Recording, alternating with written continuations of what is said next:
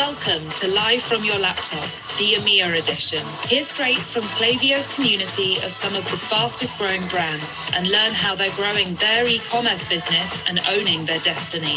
I'm your host, Rosie Wingate. For today's episode, we welcome Bolt Beauty. Hello, everyone, and welcome back to the EMEA edition of Live from Your Laptop. First of all, apologies for the late start. We were having a few technical issues with Zoom, so thank you for sticking around and welcome. Happy Thursday. We're coming to you live from London today, and it is so nice to see some returning faces. Some of you might be new here, but welcome to everybody joining today. I cannot quite believe this, but we have now been running this EMEA edition of Live from Your Laptop for 7 weeks now. It's gone incredibly fast, but thank you to everyone who has been attending week after week. I also want to give a very quick shout out to any England football fans that we have tuned in today. I went out to watch the game last night and I've never seen London like it. We are officially through to the finals of the Euros with Italy, which is very, very exciting. But enough about the football, because I know that's not why we're all here. We started this EMEA edition of Live from Your Laptop so that we could really focus on European-based Klaviyo customers and showcase exactly how they are killing it with Klaviyo. For those of you that are brand new here, get ready to learn some insightful tips for your business, no matter where your business is located, because Klaviyo works the same in every part of the world. Now, this is most definitely not your standard webinar. Live from Your Laptop is a safe place where we can come together with other like-minded brand builders and partners in the Klaviyo community. And we even have some attendees today who are not yet Klaviyo customers who want to see what all the fuss is about. So no matter who you are, we are all here to support each other, and my aim is that you can each take away some brand new tactics to try out with your own company. So I am very, very excited to talk to this incredible brand we have on today. They joined us as a customer at the very start of the pandemic last year in March, and have not only survived the year of 2020, which is a feat in itself, but they thrived in it. They have seen a huge amount of growth, going from 0 to 20,000 active customers. And I think we're all going to really benefit from what they have to share with us today. If you haven't done so already, head on over to the chat and introduce yourselves to the community. Like I said, this is a safe space. So let us know where in the world you're tuning in from, your name, and what company you're with. And also feel free to turn those videos on. So talking of introductions, my name is Rosie Wingate. I am the host of this show and the events coordinator here at Klaviyo. Now, today on Live from Your Laptop, I am welcoming a female-led zero-waste beauty brand, Bolt Beauty. Bolt have only been with Klaviyo for just over 1 year, which makes what they have done in that time all the more impressive. Very, very pleased to have them on the show. They are really an inspiring brand. Bolt is a skincare company rooted in the belief that women need products that can keep up with them, the kind of products that you can take with you as you bolt out the door, wherever that may be, helping women to start traveling light for a change by creating the skincare they want in a format they need that isn't wasteful. So we are going to learn a lot today, and we have so much to talk about with Bolt, so I'm going to jump right into it. Joining us on the show today is Lisa, who is the founder of Bolt Beauty, and Michelle, who is the email marketing specialist at Bolt. So she knows the ins and the outs of Klaviyo, and together they are going to discuss how this zero waste skincare brand began at the very beginning of a worldwide pandemic and managed to conquer all of the challenges that came with it, all while managing to find their place in the extremely competitive beauty market. You'll also learn about Bolt's key growth tactics and the personal touches they've used to drive sales, along with an inside look into some of their top performing Klaviyo flows and campaigns. Now, I did take some questions from the community, so thank you so much for everyone that submitted. I've got to say, the questions were so great this time. You're making my job too easy, so thank you very much for these amazing questions. I've included a ton this time. But if you guys think of anything else you'd like to know that comes thumbs up during the chat, just head on over to the chat box. We have a whole team checking it throughout, and add your question there. So first up, we will have Lisa. She is going to talk to us about how and why she started this business. And then we will have Michelle to talk us through Bolt's marketing strategy, discuss A/B testing, and then really delve into how Bolt are utilizing Klaviyo. And at the very end, we will have an insightful skincare workshop led by the founder, Lisa. And last but not least, we are doing another giveaway.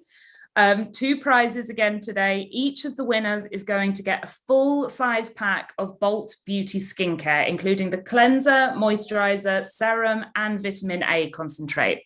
The set is worth around £130, so you'll really want to pay attention to the discussion and stick around for that towards the end to be within a chance of winning. Okay, I am done talking. So over to Lisa and Michelle. I'd love to have a quick introduction from both of you. Hello, everyone. Thank you so much for joining today. I've just been looking at all the amazing companies that you're from. And so thank you so much for joining us. My name is Lisa. I am the founder of Bolt, and I would be lost without Michelle, who I will let her introduce herself to you all. Hi, everyone. Michelle here. Thanks for joining, and excited to dig into things, really go into Klaviyo, and hopefully we can give some insights and helpful tips for all of you to take away. Thank you. All right, let's jump in because we really do have so much to talk about. Let's kick things off with Lisa. Why don't you tell us more about Bolt? I want to know, when did the company start? Why did it start? What's the mission of the brand? And who is your target audience? Sure. So Bolt launched with a mission to create products that are designed for real human beings' lives. And my background is not as an entrepreneur, it's not in beauty, I was a lawyer. And that meant that my life would be like, get up, go and try to do yoga class or go to Barry's boot camp or, whatever it was that day, go straight to the office, go to after work drinks or, try and squeeze in my husband for date night or whatever it was. I'd be on a plane once a week. I was actually doing Hong Kong to Venezuela on a weekly basis every week for 7 months. So have done my fair share of business travel. And I was continually finding that my handbag was getting bigger, that my airline liquids bag was becoming a more and more stressful experience. And you look at these, beautiful, incredible products that are on the market. And by the way, side note, I'm a huge skincare junkie. I love the stuff. It makes me feel good. I like to play with it. I like to smell it. I love everything about the experience. And so I wasn't prepared to sacrifice on that. But I was looking at these beautiful products in my bathroom counter, and they're in these gorgeous glass jars and these big 100 ml bottles.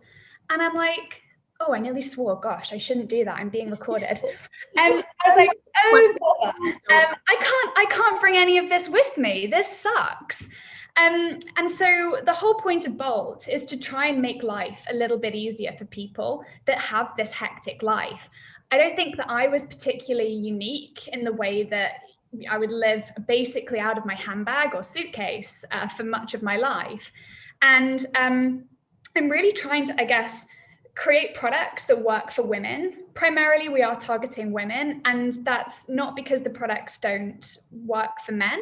It's just that, and maybe we can talk about this later, it's incredibly difficult to effectively do unisex marketing. Mm-hmm. And so we've created products that are primarily targeted at women, probably between 20 and mid 30s, 40s, although I have customers in their 60s who love the products. And we also, again, I think we'll talk about this later, we're quite active on TikTok. And so we also have a younger audience. But I would say that's our sort of top of the bell curve group. And it's really trying to plug that gap of, well, I'm going on holiday, mini break, maybe not holiday in this pandemic year, but I need to have my great products with me. What do? I decant That's not great for many reasons that I can talk about later if people are interested. Then we have plastic travel minis. They're bloody expensive if you're looking for high-end ones, and they're also awful for the environment. And so the whole point of our product is to plug this gap. And maybe it's your full routine. Maybe it's for part of, you use Bolt for your on-the-go skincare, and you have other products that you like. And, my partner, I should really break up with him, but he has another brand because he likes cleanser in the shower. That's where he washes his face. And no matter what I do, he is not going to do that outside of his routine. So I think it's like a fun way of seeing, beauty, but in a different context. So we launched, so I've just discussed, we are a travel beauty brand. Yes. And yeah. So I quit my job. I guess, we can talk about this again if people are interested, but I was a lawyer. I had a great job, loved it, was sort of super set on that. I worked actually at the world's largest quant-driven trading firm. So completely different thing. I was doing this really cool lobbying work. It was I had an awesome job. And so quit that in August 2019, put all my life savings into Bolt, much to the distress of my mother, who was very happy that she could say that she had a daughter that had a career that she understood-ish. And this was in August, 2019, and we launched the brand. Our launch date was scheduled as the 23rd of March, 2020, which I'm sure that many of us on this call can remember as being the day that the UK formally went into lockdown. Yep. That was a fun twist of fate. And if Bolt ever does well in life, I guess it'll be a fun part of our founding story. So I guess that's sort of, in a nutshell, who we are and why we exist and who we look to serve. Does that answer your question, Rosie, or did I miss something? No, that definitely answers the question. I'm such a fan of the story about the airport and having to somehow fit all of your cosmetics into those stupid, annoying little bottles. It drives me insane. I think it's incredibly sexist because we need a lot more generally. So yeah, I totally see what Bolt's doing and the gap in the market that it's plugging into. Now, you touched that your previous career was in law. Did that prepare you in any way at all to be a brand entrepreneur? What a good question. I just saw on the chat that Lizzie, and I'm so sorry, Lizzie, I missed your second name, and I'm now terrified to click any buttons in case it's Lizzie King. Yeah, you launched on the day of lockdown. Congratulations to get through that. My goodness, I have a lot of respect for you. So well done. So Rosie, your question: did a career in law prepare me for being an entrepreneur? In all honesty, I thought it would prepare me more than it did. Right. Because I think. So my training was, I was at a very big, Kimberly just quit her job as a lawyer. Good, congratulations. That's so exciting. I mean, it was, I'm sure it was terrifying for you as well, Kimberly, but it's like this amazing, terrifying, liberating experience. And I'm not trying to scare you in any way, Kimberly, and your experience will be, different and unique. But for me, I'd come from this very, very big, it's very liberating, but super scary. Yeah. I came from a really big Magic Circle law firm. I would go in on Tuesday and go home on Friday. It was those kind of, very stereotypical city hours. And I was like, I can work hard. I can, do stuff. I can get things done. And I thought, because I'd had this sort of very good training, that it would be, I think any entrepreneur says it's hard. It's like having a baby. It's unrelenting. And I was like, yeah, sure, I've worked long hours. I can do this. It definitely did not prepare me for quite, I guess, the emotional side of things where you literally can't turn off. It is like having a small baby. But I imagine it's all my friends who have babies, I'm like, yeah, it sounds quite easy. At least yours sleeps for 12 hours. I've got customers in it who are emailing me. Why has DPD not got my order to me in time? So I think that didn't prepare me. I would say that there are elements that did. It's nice to be able to feel confident about basic things like registrations or company setup and, that type of stuff. Although, I specialized in electronic financial markets and structured derivatives. So not super helpful when it comes to not much crossover there. Yeah. But I think it's given sort of, there's lots of tangential things. And then the other thing that I think it has been beneficial for is part of what I think is really difficult with marketing, and I'd be so interested to sort of see other people's views who are listening, is there's an awful lot of bullshit out there, particularly when it comes to from beauty brands, to be honest. And you start seeing words like clean or green or sustainable, and you try and tap in and go, well, what do you mean by that? Like clean is a really interesting word. And you have sites like EWG who are giving certifications and all these things. And I think that's awesome and great, but justify it. If you're saying I'm clean, I want to know exactly what you mean by clean. And so I think it's been, when I have, my team now, and I'm like, okay, well, you've said that. What do you mean? Because if a customer comes to you, I want you to be able to justify what are the pillars that go into that claim or statement. And if we can't do that, it doesn't go out. So we've, scrapped certain terms, or we actually don't use clean at all, even though, we would satisfy phrases like clean by Sephora or other clean by Credo, we would satisfy all their criteria. And I just find the term very difficult. And I think we're moving into that realm. I'm sure we'll talk about sustainability a little bit later. But I think there's lots of greenwashing going on. I think consumers are becoming aware of that. And I think that sort of, as a lawyer, you are professionally negligent if you make shit up and you aren't accurate in what you do. And I think that I sort of see marketing kind of through this lens still, where I'm like, okay, if we're saying we're sustainable, I get it. No one's going to read a 40-page prospectus and what I mean by we are sustainable. You have to use, the buzzwords or the terms. But I know exactly what I mean when we say that, and we go on and spell that out either in FAQs or on our website. So that I feel like you sort of drop in, I guess, like the marketing lingo or the term, and then we really we pull out that thread to then be like, these are the pillars that we stand by or that we uphold by saying it. Does that answer the question? Definitely. And I think you're so right. There's a lot of greenwashing going on at the moment, has been for years. And, it's really manipulative to the consumer. So it's really refreshing to actually be able to showcase a brand that is really doing it and not just talking about it or using those key words that get you, saying clean or green. It makes you think, oh, it's a great company, I'm going to go buy from them. Whereas Bolt is actually, they're doing it. And that leads on to my next question quite nicely, actually. The beauty industry and the skincare industry in particular, we know is extremely competitive. I'd like to know, what about Bolt stands out against its competitors? And in particular, this question from the community ties in quite nicely. When developing the capsules for your products, how did you go about making them biodegradable?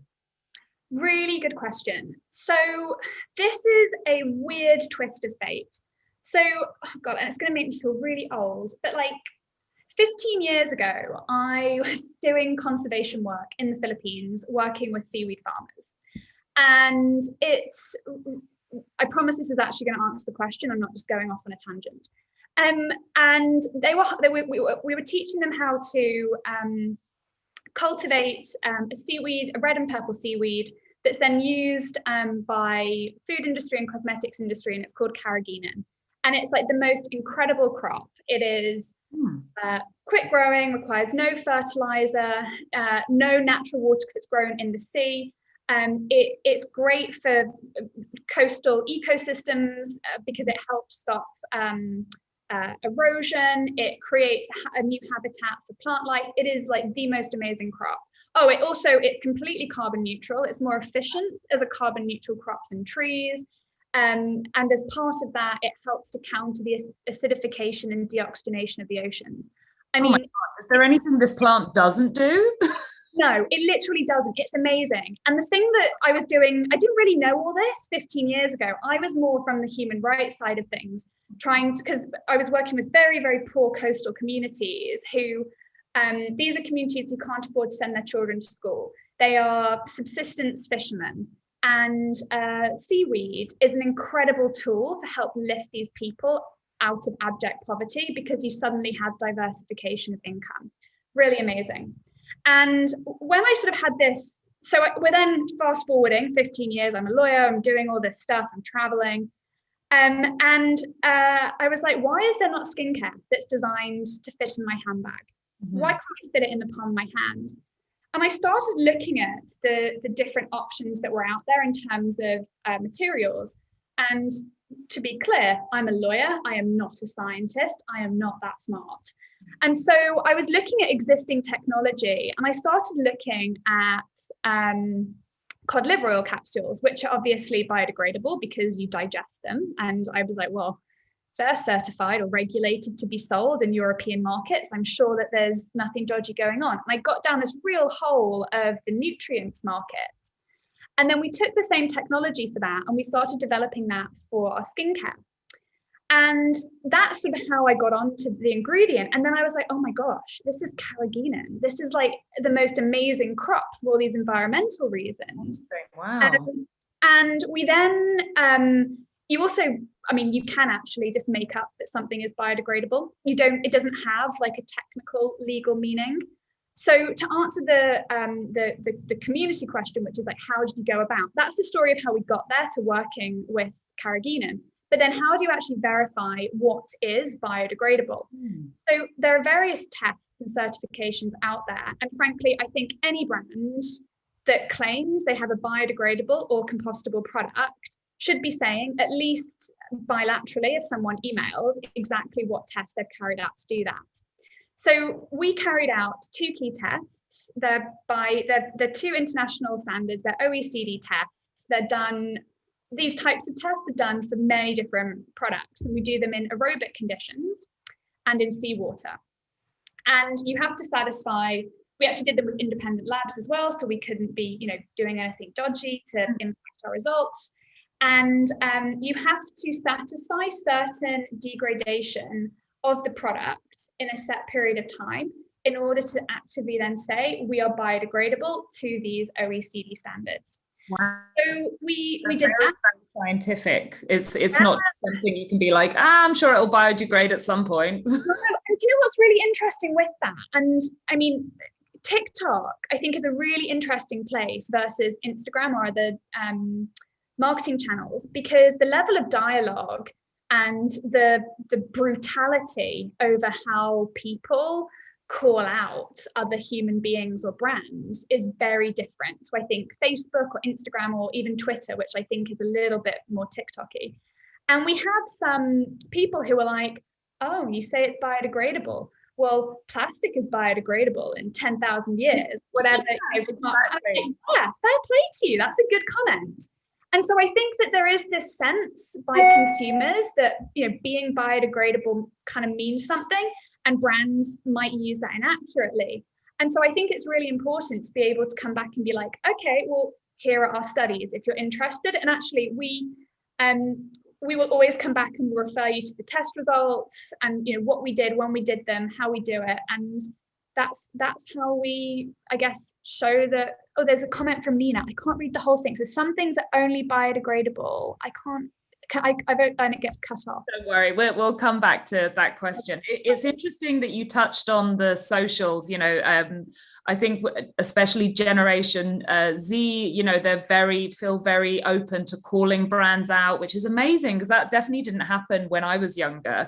And you touched on the socials there, and I know that social media became very, very important for the brand, utilizing content posts on TikTok, Facebook, and Instagram. Could you talk to us about how this method helped you grow within that first year? Yeah, so for us, TikTok is the most important platform as a growth strategy. And I think I took something like 50% of my marketing budget at launch. And this is, going back to March last year. So kind of before TikTok was super mainstream. I think, there was a few brands doing it, and I was like, we're going to do TikTok. And if I'm wrong, this whole brand is going to fail. But if I'm right, we're going to be learning. Yeah, and ahead of the curve as well. Exactly, because I think, and again, I mean, I'm sure there are lots of other brand founders on here who are on Instagram, but my gosh, Instagram is so competitive. And if you weren't there 6 years ago to then grow your account, so if you were there 6 years ago, you're getting 20,000 followers a year, you've got 100,000 plus followers now. You can't compete as a new brand coming in with nothing to someone who's selling, a competitive product that's got 100,000 followers ahead of you. That's not how the algorithm works. You're going to be outranked. And so I was like, well, why would I go and try and race Usain Bolt when I'm not a fast runner? I'll go and try and do a sport that no one else is competing in yet. And that's kind of why we went to TikTok. And there, TikTok whole world onto its own. It's very difficult to get good data from TikTok. They are not as sophisticated as Facebook, Instagram when it comes to the analytics.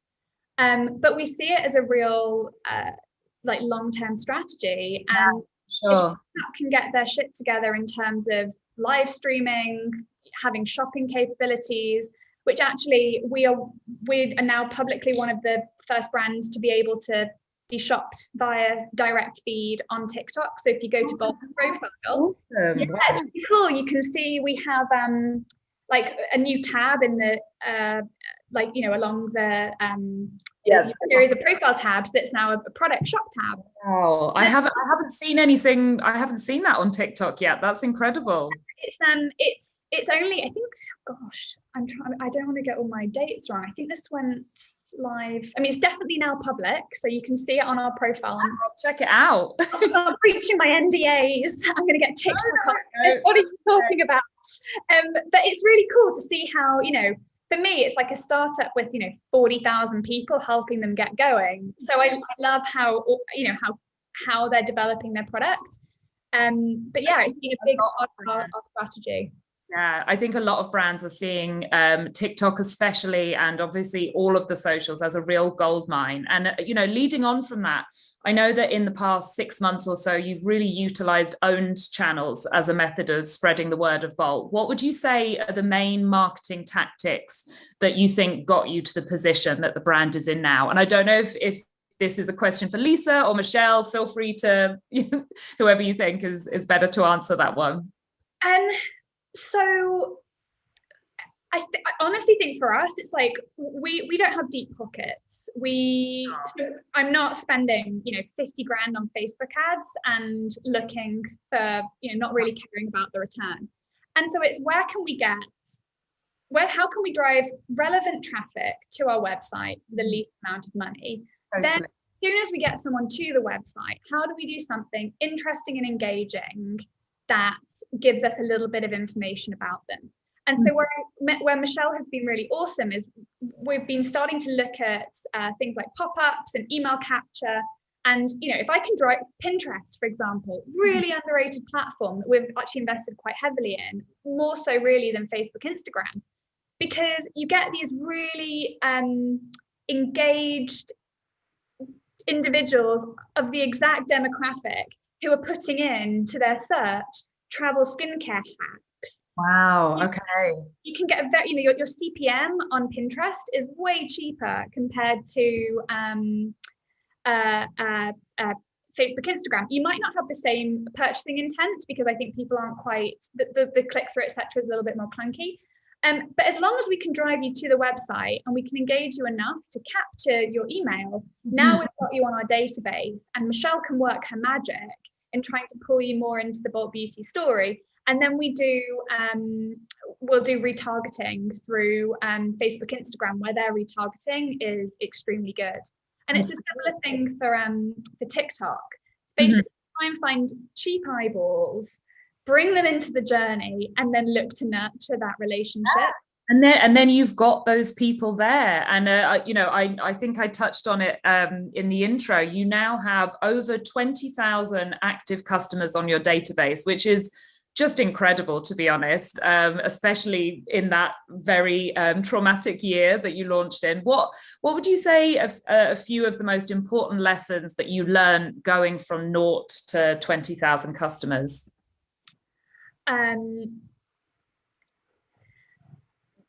So for me, it's really weird hearing like 20,000 because I'm a little bit, my team probably gonna hate me for this, but I'm a little bit control freaky, and I read every single email we get. Even if I'm not responding to it, I'll read every customer email. And I really think it's like, how do you grow but still see people as individuals? And if someone has a question about your product, how can you, I think this age of mass marketing and ability to meet people in such a personal capacity, you're on your phone in your bed and a brand is talking to you, and yet the message that you're often getting is quite sterile or generic. Oh, true, yeah. And so I think it's sort of trying to marry that, like, how do we continue to see people as individuals and deliver personalization whilst growing and trying to bring in more customers and look at other use cases for our product. Sorry. Oh, I was just going to say, it's kind of, it's forming your brand values when you're at that 0 customer stage and managing to hold on to those no matter how big you grow. And it's a challenge. It's definitely not easy. And it's, your ethos can kind of weaken, but if you keep going back to those brand values, like you said, like you want to read every email, you want to make sure everyone is reached out to in a really personal way.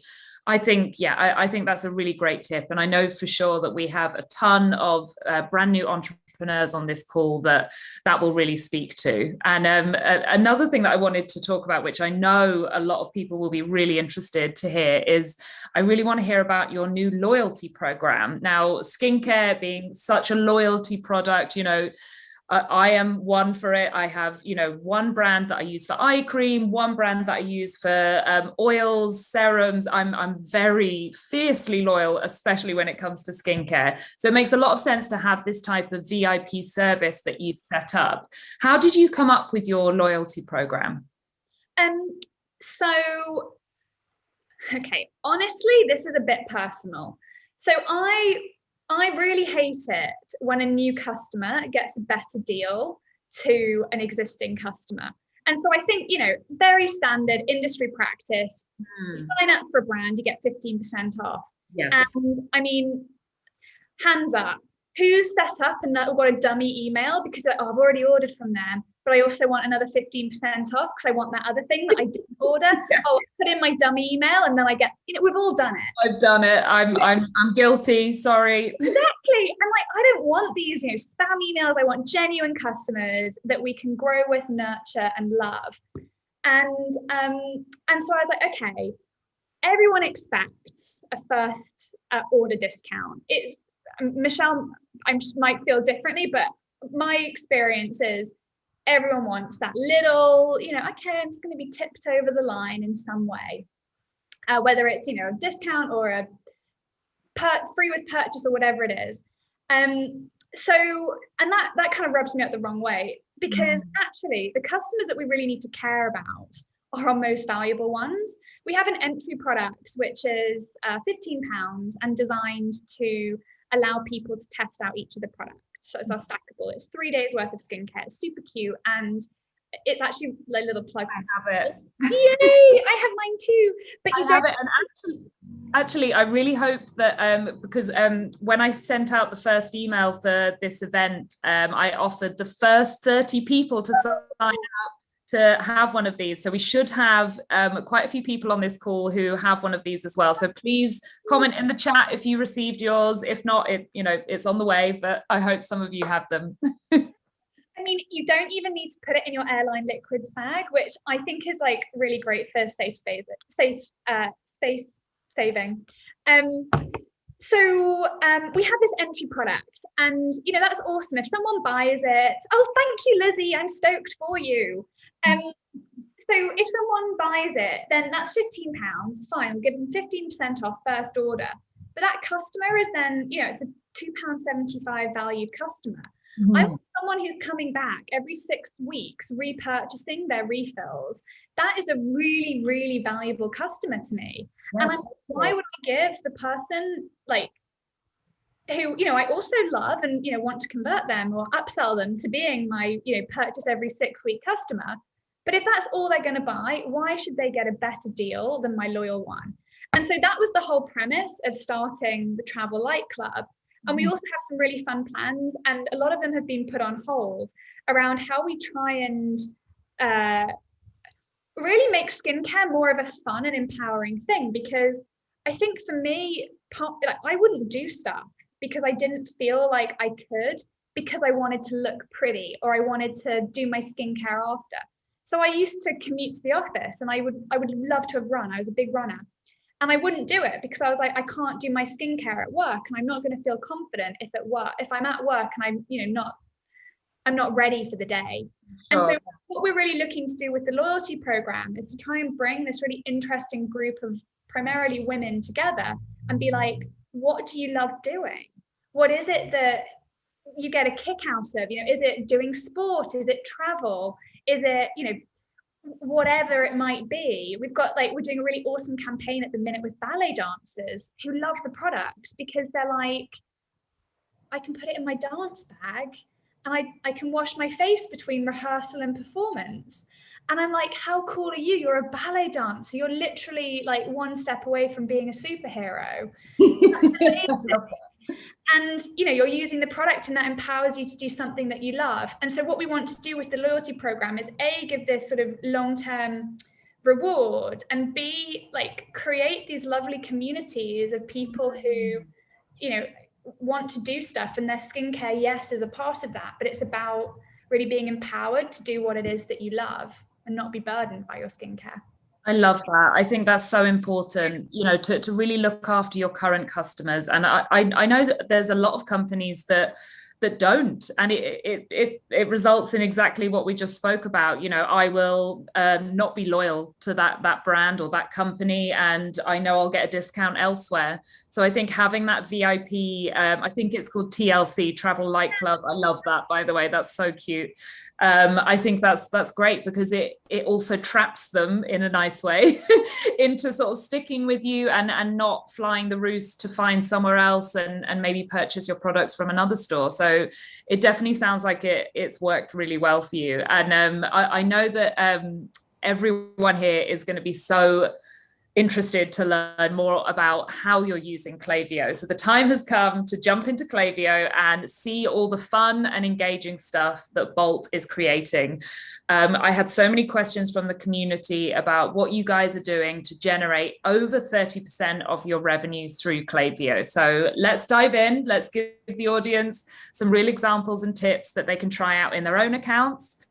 But before we get ahead of ourselves with the campaigns and the flows, which I know we're looking forward to, you need to have good data first, right? For those emails to give you the conversations that you want to have. It's much more than having a huge database of email addresses to just throw all your content at. I think we would all love to really learn more about Bolt's strategy with your lists and your segments. So I actually have a great question from the community touching on this. How do you cater for various customer segments, making it feel truly personalized and supportive along their purchase journey? Yeah, so for the actual purchase journey, we have multiple, I'll call them upsell flows, but it's basically triggered based on purchase. So as Lisa talked about, for the entry-level purchase of the stack, once someone purchases a stack, then we have that delay of, I think it's about 25 days, 30 days or so to basically give them a chance, have it be delivered, to then say, okay, you tried this. Now, here are the individual products, and here's kind of the next step of how you would go about making a purchase. If it's the home jar, which is going to be that kind of always in your home with 100 drops, or if then you want to just keep refilling your stack, we also have that option of upselling and promoting the compostable bags. And so really kind of speaking to what people purchased and then what kind of that next step in the journey is. And then as Lisa was saying too, in terms of making sure we're providing value not only to those first purchasers, but to our more loyal customers and repeat purchasers, is having the option of our sets as well. And so that kind of makes it so we have a higher average order value for those customers. And then they're also getting a slight discount as well, which is going to get them excited and want them to keep coming back. Yeah, totally. And I think, you know, it does take work putting the time into these lists and segments, but you will get it back tenfold. I think that's such a good tip for everyone on this call, is to spend the time curating your list, curating your segments, and it's going to result in a happier customer with a much more personalized journey. Now, let's get into your flows. So let's start with your welcome series flow. Kelsey, if you wouldn't mind bringing up the slide. Thank you. So this shows your welcome flow. This is a great performing flow you have here. Out of your many, many flows you have set up, this is by far the highest performing. And we can all see from looking at this flow that you're really utilizing A/B testing here. You know, you have an A and a B email that goes out at every single flow point, which I think is incredible that you've done that. I think it's so interesting. So could you chat to us about, you know, the initial strategy for this and why you think it's so important to keep testing?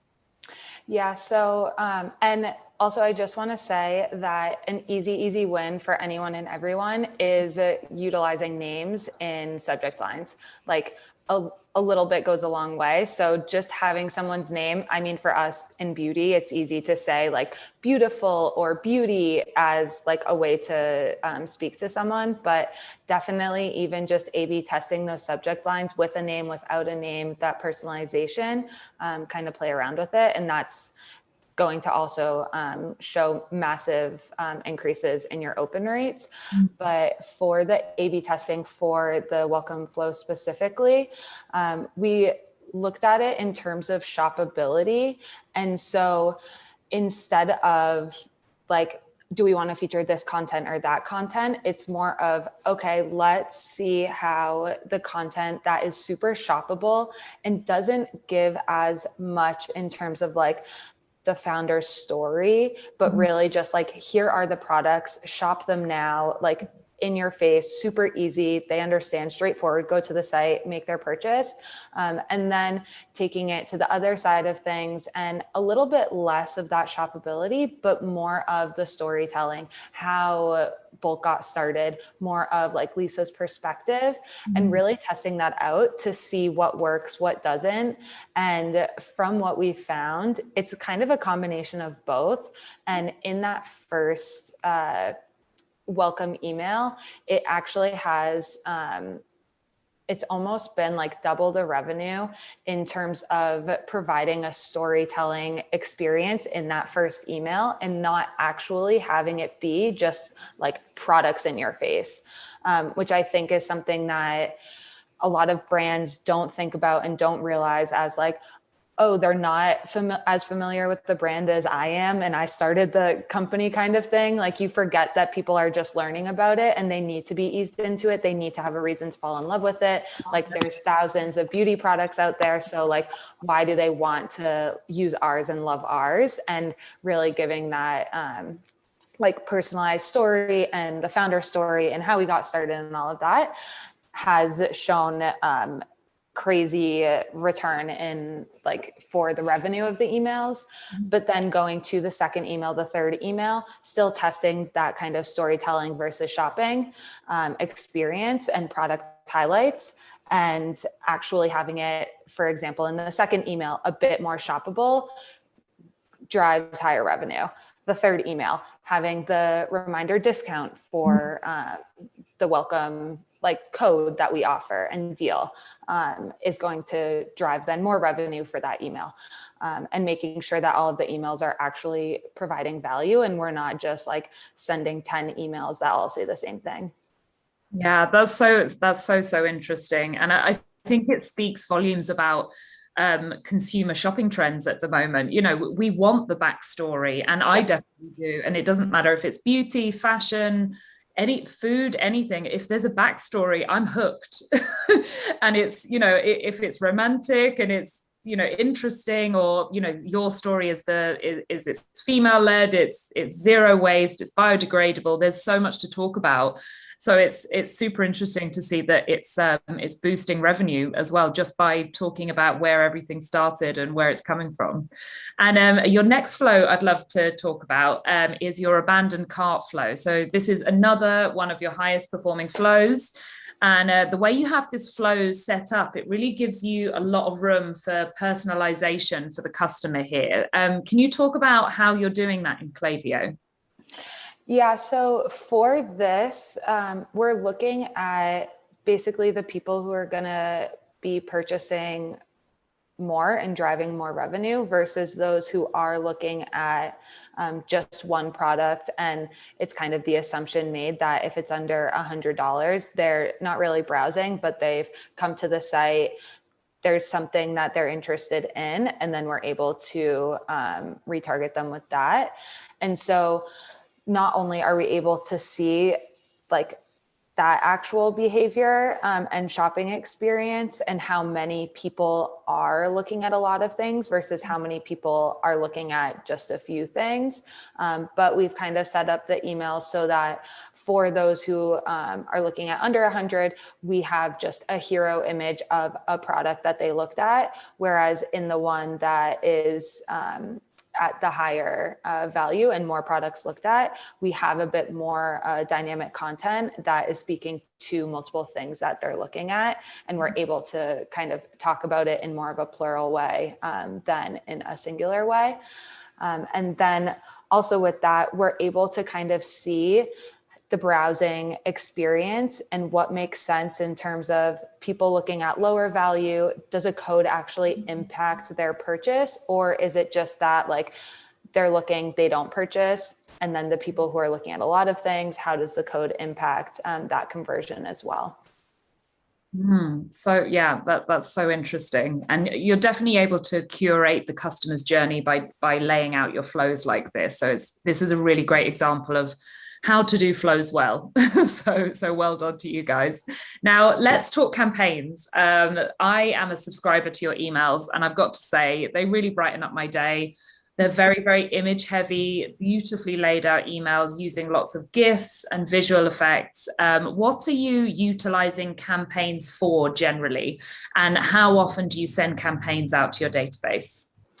So before I started working on Bolt, campaigns were kind of sent as a one-off, I would say, maybe like a giveaway here or there, or just like an update every so often. But where I come from in my background, it is like you want to be in front of someone in a consistent way where you might not be regularly.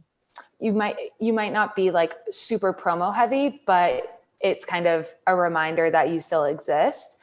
So campaigns are super helpful in that sense. And so when we started kind of looking at the Bolt campaigns, it was like, okay, let's pick a day. Let's send one campaign a week. Let's send it at the same time every week. Let's have basically, I think we have about 8 kind of content buckets that we can look at and pick from, and they could be applied at any time, basically. So it's like a UGC highlight, a review highlight, a PR highlight, a product highlight, a brand awareness highlight, that kind of thing. And then always using a GIF in the actual email, because from what we've seen, they outperform every time in terms of either just click through or actual purchases, or just that like engagement within the email to then show results in terms of that revenue or the click or the actual action taken in the email. Yeah, but they're so fun. Like your emails are just so fun. And I totally get that people are responding to them so well, because the first time I signed up, I was like, ooh, this is a fun email. It's not your standard, boring kind of marketing email. So guys, sign up to the email list and you'll see what I'm talking about. And I actually have one of your best performing product focused campaigns to show you here. So Kelsey, if you could bring up, thank you, this slide. So this is your Filthy Clean cleanser email, product email. And this email in particular had an open rate of over 45%, which we all know is a great percentage. Can you tell us why you think this email had such a good result? Yeah, so the way that we send and segment our campaigns is in two different ways. So we'll either be sending based on engagement. And so we'll have our engaged purchasers, our engaged non-purchasers, and then our non-engaged purchasers and our non-engaged non-purchasers. And so this one specifically, with that high open rate, not only did we have a question in the subject line, so it's kind of like inviting someone to open, it's piquing their interest. It's like, well, what's the answer? Like, why is this the question that they're asking in this email? Like, what? So it kind of, it gets them thinking and it gets them to want to see into what we're actually talking about in the email. And then because we were specifically sending to our engaged list, it just outperformed any and all of the other emails in terms of like that combo in itself. No, that makes total sense. And I've got a second email that I'd like for you to talk through. It's a giveaway campaign, this one, in which you partnered up with another brand. Your giveaway with Bolt and Peachy, I hope I'm pronouncing that right. So this campaign, again, had a very healthy open rate of 40%. So can you tell us why you think this one had such a good result? Yeah, so definitely with giveaways, I would say that you have to be cautious of how often you're doing them. But when you have loyal customers and you have people and you have a brand, let's say, for all of the brands that are on this call, like people who are interested and you have something that can be repurchased on a consistent basis. It's not just like a one-time purchase kind of thing and you don't need to buy it for another couple of years, but with beauty, you're going to be repurchasing. So if it's something that you love, you repurchase on a regular basis, you see that something's being given away for free and you're partnering with a cool other brand and you basically trust Bolt as a brand. And so the brand association is really strong there. People want to enter, people want to open, people are interested in what's going on.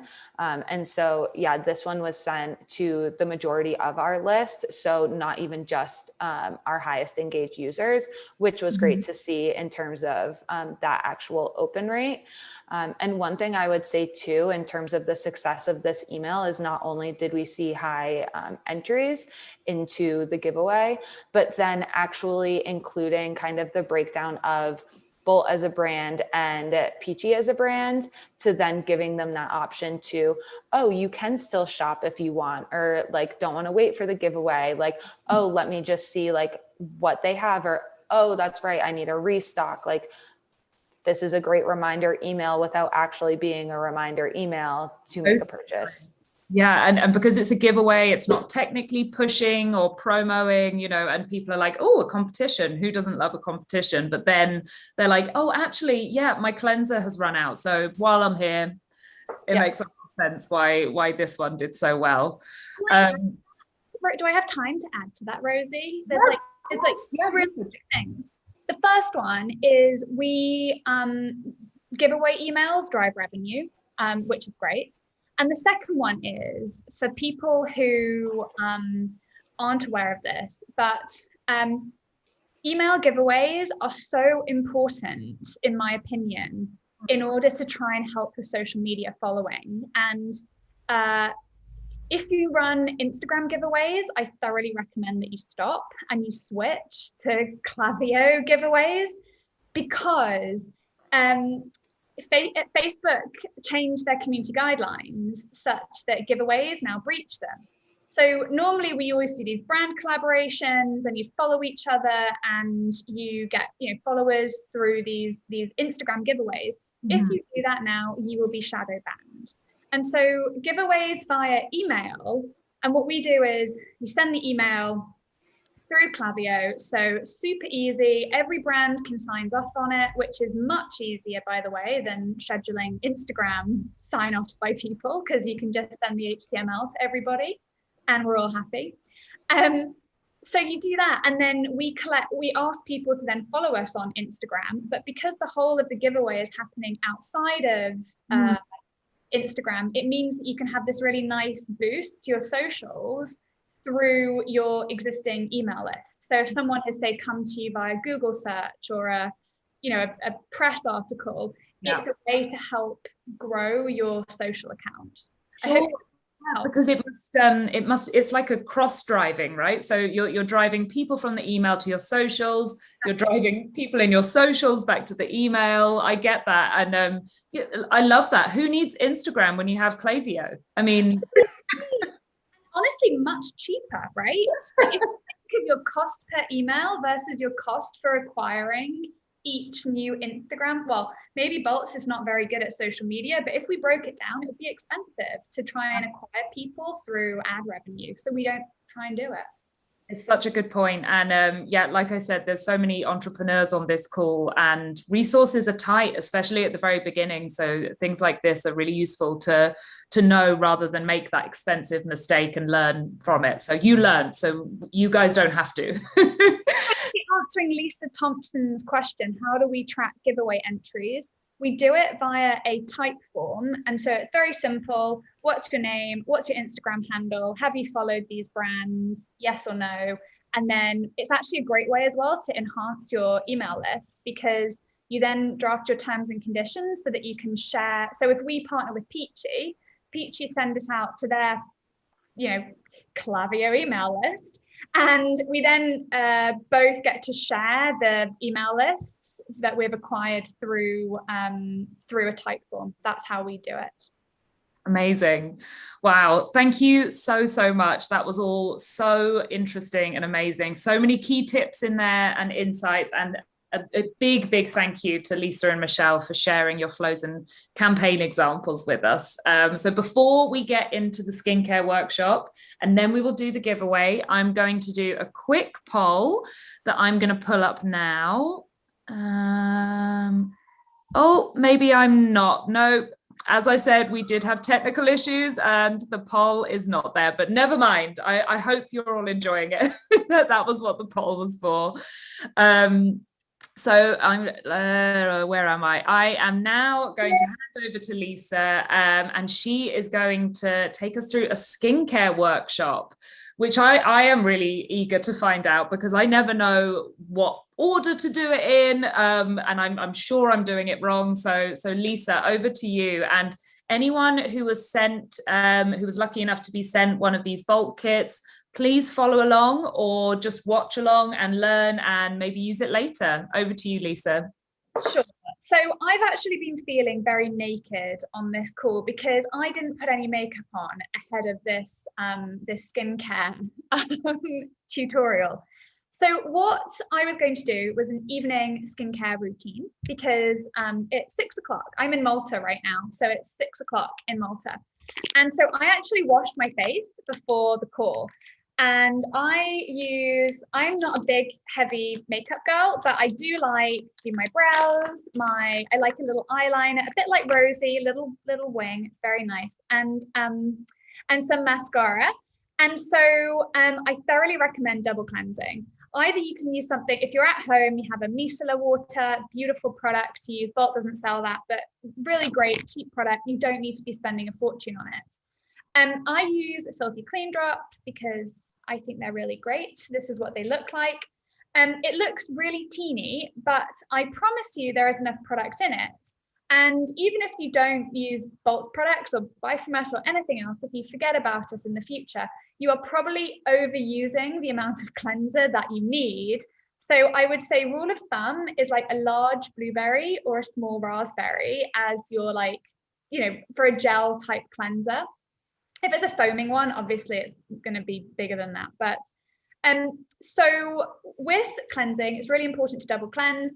First cleanse removes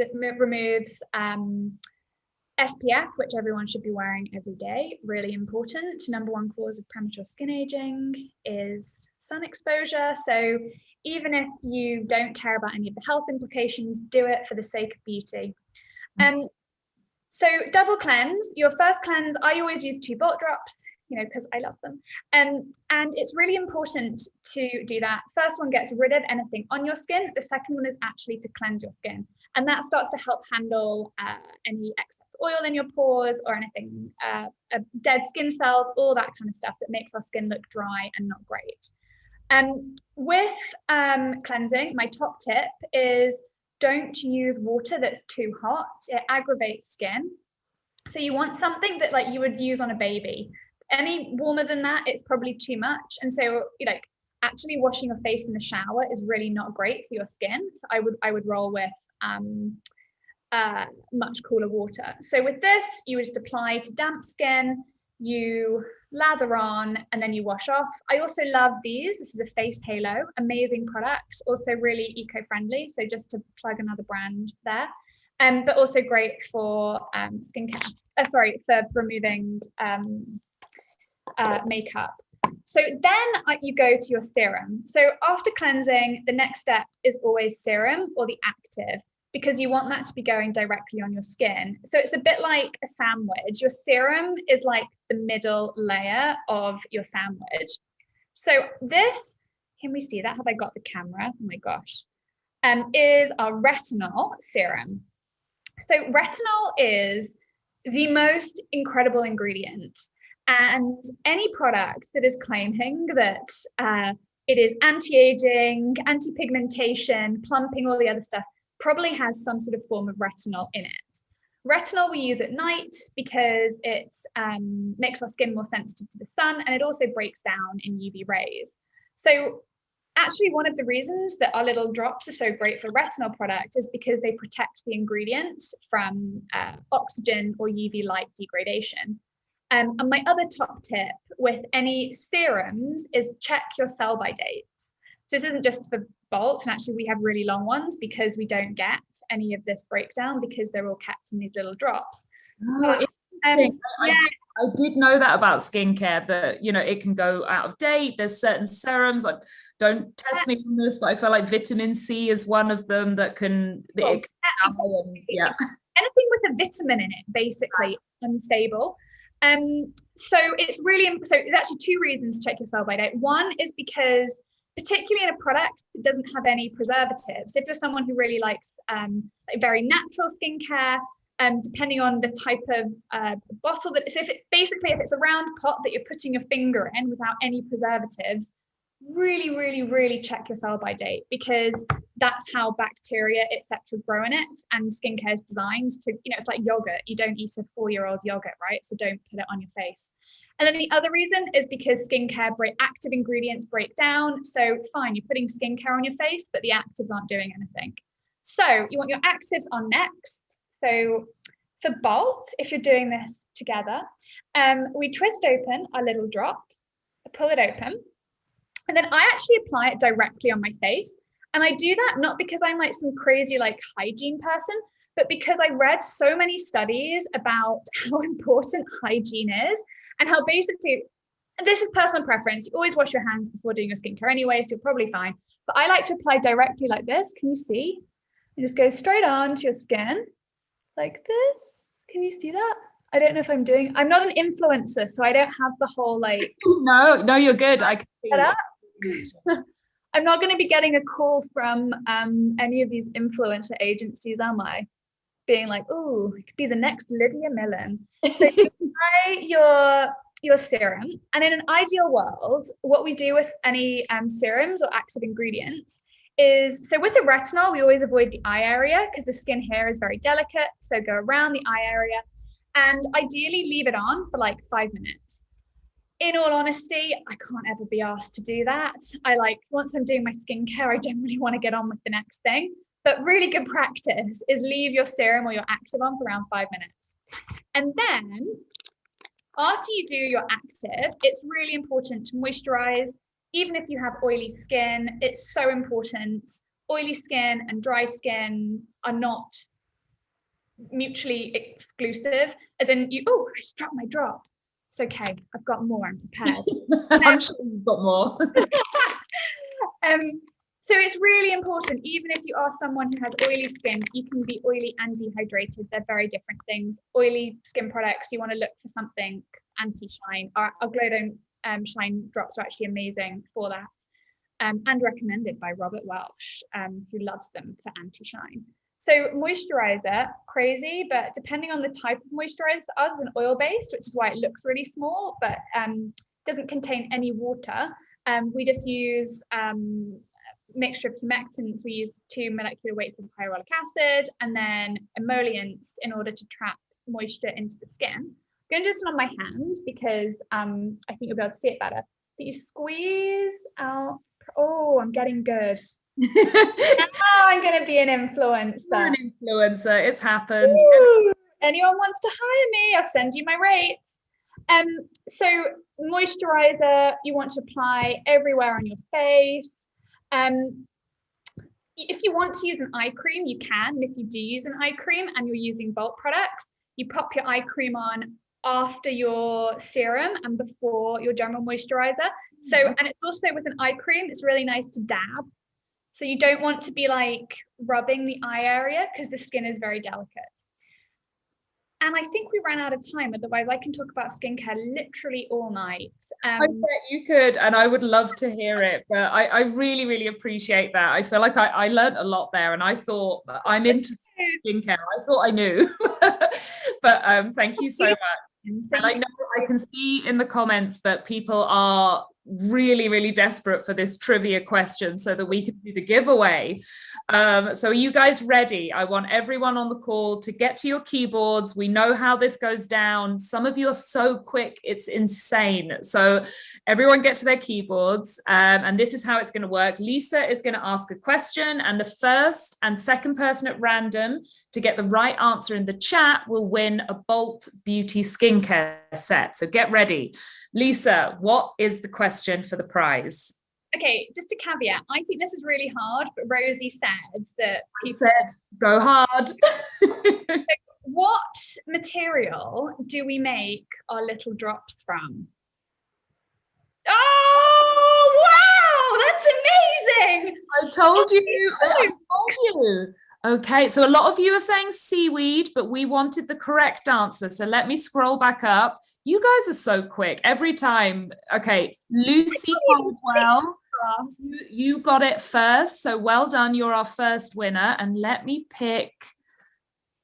Oh, I'm going to go with Ashley Truong. Ashley Truong also got it right. So you are the 2 winners. Ashley and Lucy, congratulations. You will be receiving an amazing Bolt Beauty skincare kit, and it will be delivered directly to your door. We will be in touch for your addresses. Don't you worry about that. Thank you for playing, everyone. For the rest of you, Bolt are still very kindly offering an exclusive 20% discount code for you to use on their website. So keep an eye out on your emails for that. I just want to let everyone know Live from Your Laptop is taking a short summer break, but have no fear, we will be back. Starting back in September, we will have a whole host of incredible brands to showcase. The first episode back, we will have with Grind Coffee, which is the coolest London-born coffee company out there.